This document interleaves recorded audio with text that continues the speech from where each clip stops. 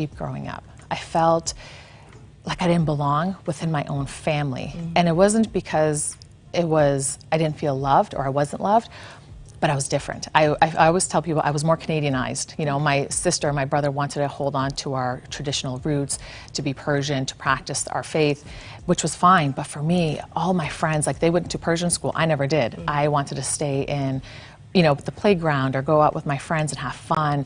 I liked my new life. You know, the old was gone. I didn't have to worry about the war and being afraid to play in a park. And so I struggled with how come everybody wants me to be this way, but I don't feel like I belong. I feel like I don't even belong in my family. I feel like I was meant to be somewhere different or live a different life.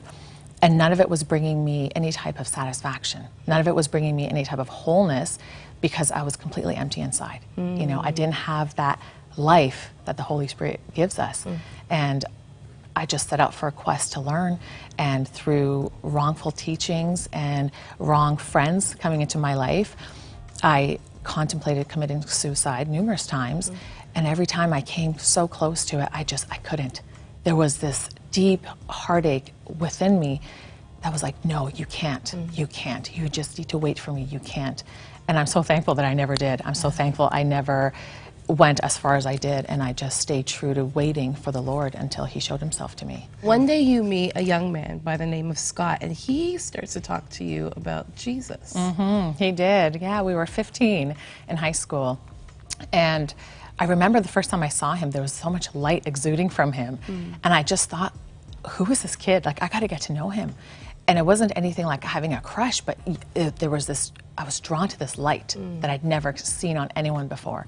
And so, lucky enough for us, every class that we had that first year, we were in the exact same class together, except our homeroom. And we had a friendship. We based it on a really good, solid friendship, getting to know each other, talking. And he started telling me about Jesus. And I got really excited until my Muslim friends found out. And they just put the lid on it. They shut it down. And they reassured me how awful it was for any Muslim to convert, that there's no hope for you, that you're not allowed. It's a huge sin against God. And so I talked to Scott. I said, listen, I love our friendship, but you need to respect me. I'm a Muslim, you're a Christian, and we just need to keep it at that. And so he stopped.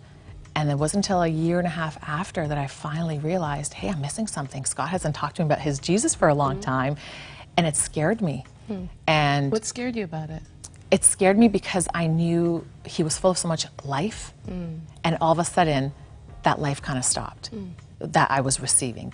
Every time he spoke about Jesus to me, it kept me going. There was this excitement inside until I noticed, hey, it's gone.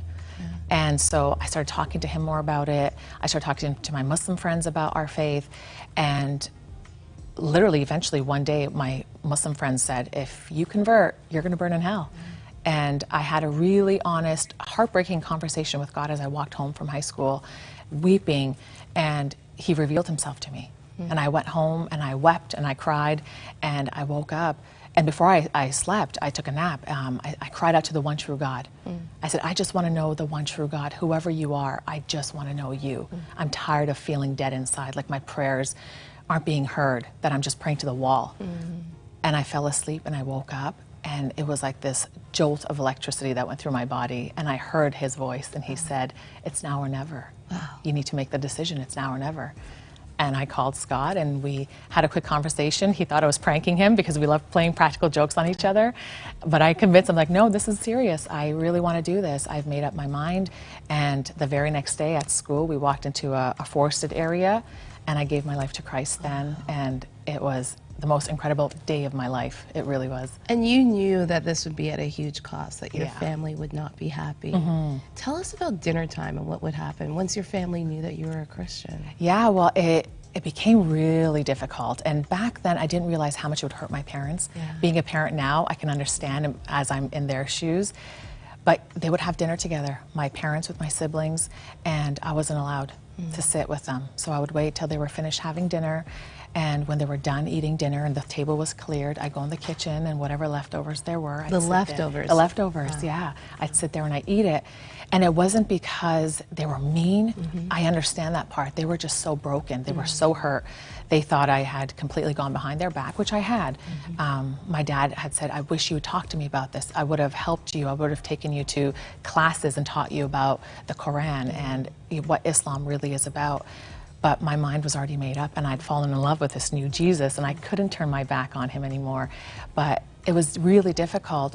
But at the same time, now being a parent, I could see their pain, and I could see it wasn't intentional. They just didn't know how to deal now with a child who's completely turned their back on a faith that they followed for hundreds of years through past generations. You're now married to said Yes. Scott. Yes, that's yeah, we are. We've been married for almost 14 years now. Yeah. And what was it about that Jesus? What is it about that Jesus that you decided that, yeah, I'd have to give up a family, I'd have to give up all of those things in order to follow him? You know, he made me feel whole. He made me feel like I finally belonged. I belong to this family now. My whole life I was the black sheep trying to find my place, and he showed me my place. He showed me that I have a place with him, right in his heart, right on his lap, to sit with him, to laugh with him, to cry with him, that he really is my best friend. You know, even in my darkest moments, I could sit and cry, and it's as if you and I are sitting here talking to each other. He's that tangible to me. And I can't turn that back for anything. I can't give it up.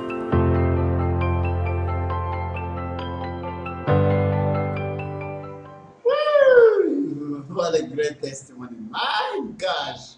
Wow, that is really, really an incredible story, Suhela Cotton. It is really incredible, Suhela Cotton, for this great testimony that we have heard. I would like to watch this video again. Would you want to watch this video again? Incredible. Her story is